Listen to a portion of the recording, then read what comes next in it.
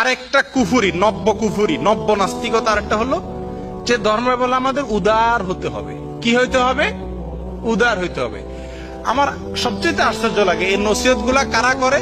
যাদেরকে মাটিতে শোয়া পেটের উপর একটা পাড়া দিলে শুদ্ধ করে সূরা ফাতিহাটাও বলতে পারবে না।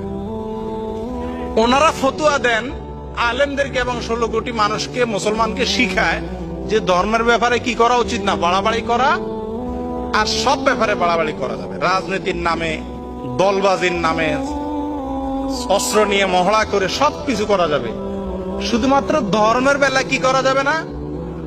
আল্লাহ কোরআনে বলছে ইন্নাল্লাহা লা ইউহিব্বুল মুতাদিন, আল্লাহ সীমা লঙ্ঘনকারী, বাড়াবাড়িকারীদেরকে আল্লাহ পছন্দ করে না। সেটা কি ধর্মের বেলা না যে কোনো বেলা?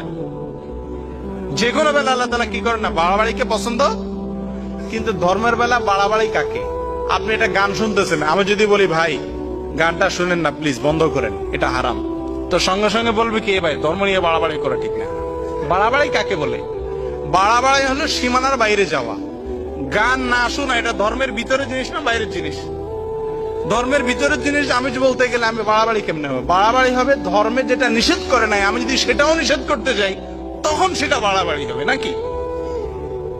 আজকে এরা এই কথা বলে শত শত মানুষকে বিভ্রান্ত করতেছে।